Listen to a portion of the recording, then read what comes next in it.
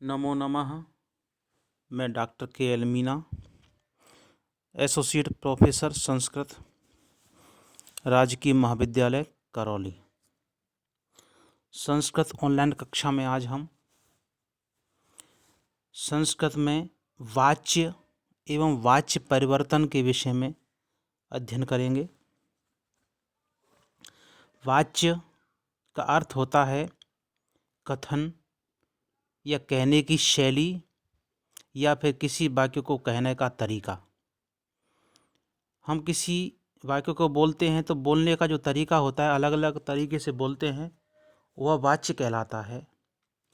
संस्कृत में वाच्य 3 प्रकार के होते हैं: कर्तृवाच्य, कर्मवाच्य और भाववाच्य।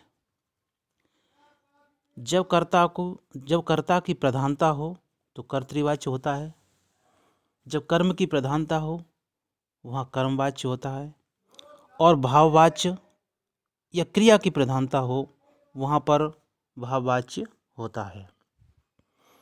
पहला है कर्तृवाच्य। कर्तृवाच्य में कर्ता मुख्य होता है और कर्ता के अनुसार ही क्रिया होती है, अर्थात क्रिया का पुरुष, वचन और लिंग कर्ता के पुरुष, वचन और लिंग के अनुसार होता है। यानी कि क्रिया का पुरुष, वचन और लिंग कर्ता के पुरुष, वचन और लिंग के अनुसार होगा। कर्तृवाच्य के कर्ता में प्रथमा होती है, कर्म में द्वितीया होती है और क्रिया कर्ता के अनुसार होती है। इसमें क्रिया कर्ता का अनुसरण करती है। यदि क्रिया कर्ता का अनुगमन करे तो वहाँ कर्तृवाच्य होगा, उसे कर्तृवाच्य कहा जाएगा। जिसका अनुगमन किया जाता है वही प्रधान माना जाता है। कर्तृवाच्य में क्रिया कर्ता का अनुगमन करती है, अतः कर्तृवाच्य में कर्ता की प्रधानता होती है। कर्तृवाच्य में कर्ता ही मुख्य होता है और इसी के अनुसार ही क्रिया होती है, कर्ता के अनुसार ही क्रिया लगाई जाती है। जिस पुरुष, वचन और लिंग में कर्ता होगा, क्रिया भी उसी लिंग वचन में प्रयुक्त होगी। इस प्रकार जहाँ पर कर्ता मुख्य हो वहाँ पर कर्तृवाच्य होगा और कर्ता में हम प्रथमा विभक्ति लगाते हैं, कर्म में हम द्वितीय विभक्ति लगाते हैं और क्रिया है वो कर्ता के अनुसार चलती है। इसके उदाहरण हैं छात्रः पठति, छात्रः पुस्तकं पठति, बालकः विद्यालयं गच्छति। यहाँ पर छात्रः पठति यह कर्तृवाच्य का वाक्य है और छात्रः पुस्तकं पठति यह भी कर्तृवाच्य का उदाहरण है। दूसरा जो वाच्य है वह है कर्मवाच्य। सकर्मक धातुओं से ही कर्मवाच्य होता है, अर्थात सकर्मक धातुओं के साथ ही कर्मवाच्य होता है।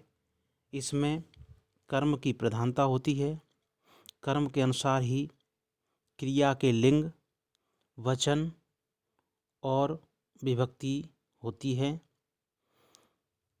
कर्मवाच्य की कर्ता में तृतीय विभक्ति लगाई जाती है और कर्म में प्रथमा विभक्ति और क्रिया कर्म के अनुसार होती है। कर्मवाच्य में लट लकार आदि में धातुओं के अंत में यत प्रत्यय लगाकर धातुओं के रूप चलाए जाते हैं। यानी कि यत प्रत्यय लगा करके यत प्रत्यय का य शेष रहता है और यहाँ पर धातुओं के अंत में यत प्रत्यय लगा करके धातुओं के रूप चलाए जाते हैं। धातु सभी लकारों में आत्मनेपदी होती हैं, यानी कि धातुएं सभी लकार में आत्मनेपद में इसके धातु रूप चलेंगे। कर्मवाच्य में कर्म को देखकर क्रिया लगाई जाती है, यदि कर्म एक वचन में है तो क्रिया भी एक वचन में ही लगेगी। यदि कर्म द्विवचन में है तो क्रिया भी द्विवचन की लगाई जाएगी। यदि कर्म बहुवचन में है तो क्रिया भी बहुवचन में लगाई जाएगी। अर्थात कर्म जिस लिंग या वचन में होगा क्रिया भी उसी के अनुसार ही होगी। यानी कि कर्मवाच्य में सारा काम कर्म के अनुसार ही होगा। कर्म के अनुसार ही पुरुष वचन लिंग लगाए जाएंगे। जैसे उदाहरण है, रामेण विद्यालय गम्यते। इस उदाहरण में रामेण में तृतीया विभक्ति हुई है क्योंकि कर्मवाच्य के कर्ता में तृतीया विभक्ति का प्रयोग किया जाता है। विद्यालय यहाँ पर प्रथमा विभक्ति का प्रयोग हुआ है क्योंकि कर्मवाच्य के कर्म में प्रथमा विभक्ति लगाई जाती है।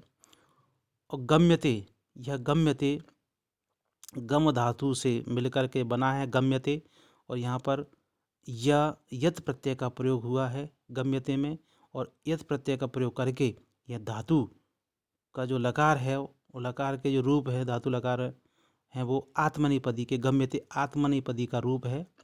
तो रामेण विद्यालयः गम्यते, इसमें कर्मवाच्य है।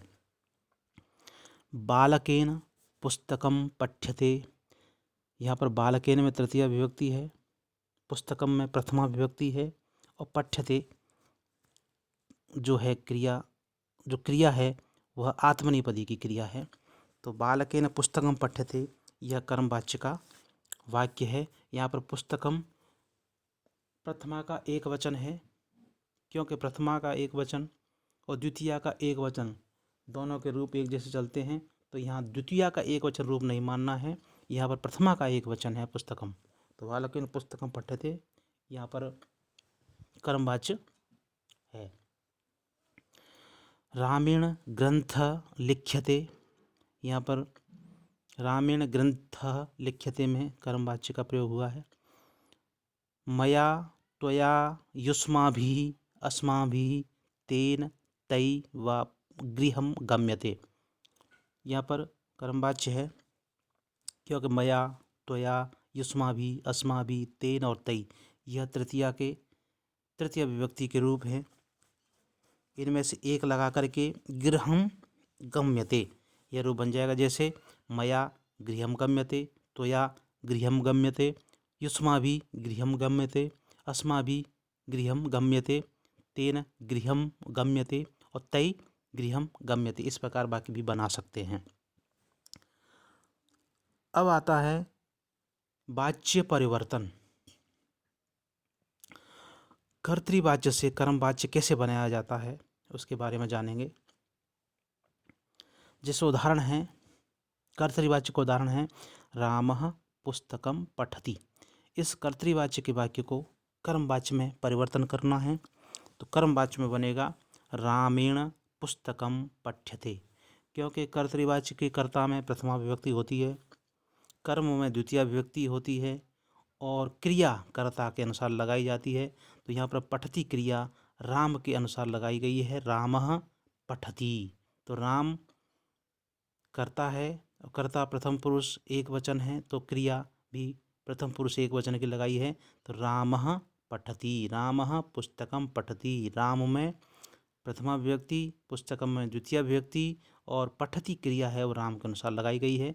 इसका कर्मवाच्य में परिवर्तन करेंगे तो इसका रूप बनेगा रामेण पुस्तकम पठ्यते, क्योंकि कर्मवाच्य के कर्ता में तृतीय विभक्ति लगाते हैं इसीलिए रामेण में तृतीय विभक्ति आई हुई है। पुस्तकम यहाँ पर कर्म है, कर्म में प्रथमा विभक्ति लगाते हैं तो पुस्तकम प्रथमा विभक्ति का रूप है। और पठ्यते ये आत्मनेपदी रूप चलता है, आत्मनेपदी में यह पठ्यते का रूप यहाँ पर है। तो इस प्रकार रामेण पुस्तकम पठ्यते यह कर्मवाच्य का वाच्य होगा। दूसरा उदाहरण है अहम पुस्तकानि पठामि। ये कर्तृवाच्य का रूप है, कर्तृवाच्य का उदाहरण है। इसको कर्मवाच्य में परिवर्तन करेंगे तो इसका रूप बनेगा, इसका वाक्य बनेगा मया पुस्तकानि पठ्यन्ते। यहाँ पर अहम पुस्तकानि पठामि, ये कर्तृवाच्य का वाक्य है।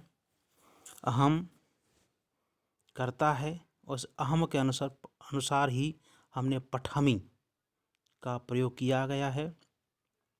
इसको कर्मवाच्य में चेंज करेंगे तो अहम की जगह हो जाएगा मया, क्योंकि यहाँ तृतीया विभक्ति का प्रयोग करते हैं तो अहम का तृतीया होता है मया। पुस्तकानि का पुस्तकानि ही रहेगा, क्योंकि यहाँ भी बहुवचन है और यहाँ भी बहुवचन रहेगा, क्योंकि बहुत सारी पुस्तकें पढ़ता है। पठामि की जगह पठ्यन्ते का प्रयोग किया गया है। यहाँ पर ये बात ध्यान रखने की है कि मया एक वचन है और पठ्यन्ते बहुवचन का रूप है। तो यहाँ पर पठ्यन्ते बहुवचन का रूप क्यों लगाया गया है, ये ध्यान देने की चीज़ है। क्योंकि पुस्तकानि बहुवचन है तो पुस्तकानि के अनुसार ही पठ्यन्ते का प्रयोग करेंगे। पुस्तकानि बहुवचन है तो पठ्यन्ते भी बहुवचन में लगाना पड़ेगा, क्योंकि यहाँ पर पुस्तकानि कर्म है तो कर्मवाच्य में कर्म के अनुसार ही क्रिया आती है, क्रिया लगाई जाती है। तो यहाँ पुस्तकानि कर्म बहुवचन में है तो क्रिया भी पठ्यन्ते क्रिया भी बहुवचन में लगाएंगे, इसीलिए मया पुस्तकानि पठ्यन्ते का यहाँ पर प्रयोग किया गया है, वाक्य बना है। नेक्स्ट उदाहरण है त्वम लेखम अलिखा, इसका कर्मवाच्य बनेगा त्वया लेखः अलिख्यत। छात्रः पुस्तकानि पठति, इसका कर्मवाच्य बनेगा छात्रेण पुस्तकानि पठ्यन्ते। इस प्रकार कर्तृवाच्य से कर्मवाच्य में परिवर्तन किया गया है उक्त वाक्यों में। तृतीय प्रकार का जो वाच्य है वो है भाववाच्य। तो भाववाच्य है वो कहाँ होता है, अकर्मक धातुओं से ही भाववाच्य होता है, सकर्मक से नहीं। अर्थात भाववाच्य अकर्मक धातुओं के साथ लगाते हैं, सकर्मक धातु होगा वहाँ पर हम भाववाच्य का प्रयोग नहीं करेंगे, वहाँ भाववाच्य नहीं होगा। भू, स्था, स्वप, शी आदि धातुएं अकर्मक हैं, इनके साथ ही हम ऐसी जो धातुएं हैं अकर्मक जो धातु हैं उनके साथ ही हम भाववाच्य लगाते हैं, भाववाच्य का प्रयोग किया जाता है। भाववाच्य के वाक्य अकर्मक जो धातु हैं उन्हीं के साथ लगाई जाती है। भाववाच्य में भाव या क्रिया की प्रधानता होती है, इसमें कर्म नहीं होता है। भाववाच्य के कर्ता में तृतीया होती है, यानी कि भाववाच्य का जो कर्ता है उसमें तृतीया विभक्ति का प्रयोग किया जाता है। इसमें क्रिया प्रथम पुरुष एक वचन में ही प्रयुक्त होगी, यानी कि भाववाच्य है, भाववाच्य का वाक्य है उसमें क्रिया प्रथम पुरुष एक वचन में ही प्रयुक्त होती है, प्रथम पुरुष एक वचन का ही इसमें क्रिया में प्रयोग किया जाएगा। भाववाच्य में कर्तृवाच्य से भाववाच्य बनाने के लिए यहाँ पर वाक्य दिए गए हैं। भाववाच्य के उदाहरण हैं रामेण स्थीयते, बालिका भी भूयते, छात्रा भी अहस्यत, त्वया शय्यताम। ये भाववाच्य के उदाहरण हैं। अब हम कर्तृवाच्य से भाववाच्य कैसे बनाते हैं उसको देखेंगे।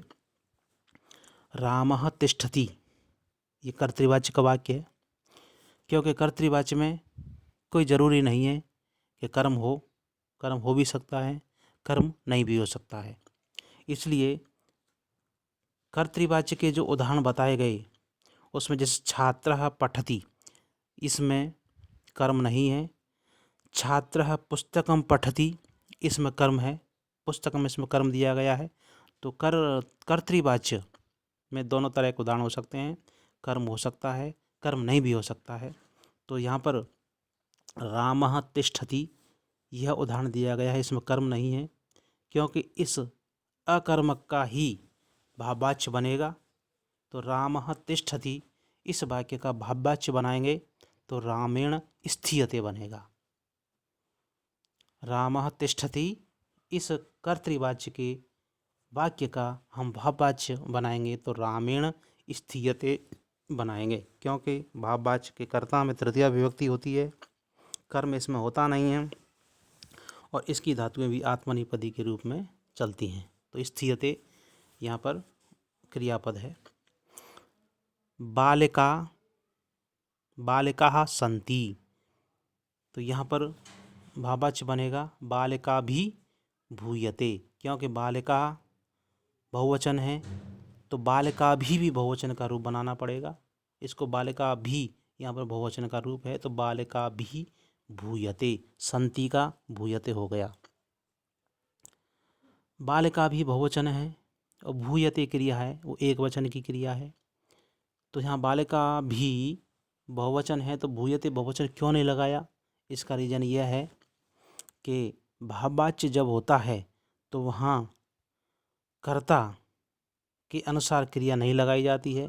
क्रिया हमेशा प्रथम पुरुष एक वचन में ही लगाई जाती है, इसीलिए भूयते प्रथम पुरुष का एक वचन लगाया गया है। छात्रा अहसन, इसका भाववाच्य बनेगा छात्रा भी अहस्यत।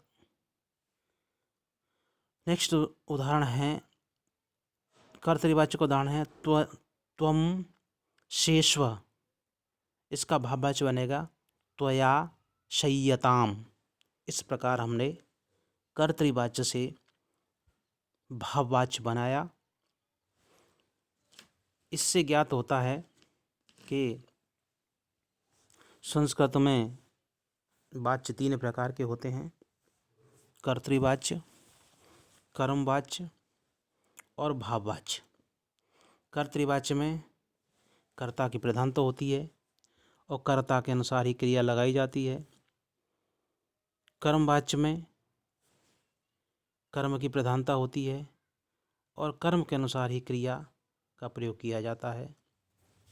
इसमें कर्ता में प्रथम तृतीय विभक्ति और कर्म में प्रथमा विभक्ति का प्रयोग किया जाता है। भाववाच्य में कर्म नहीं होता है, भाववाच्य के कर्ता में तृतीया विभक्ति लगाते हैं। इसमें भाव या क्रिया की प्रधानता होती है। भाववाच्य में क्रिया प्रथम पुरुष एक वचन में प्रयुक्त होती है।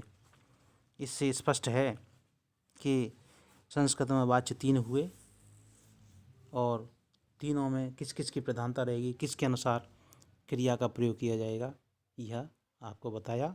धन्यवाद।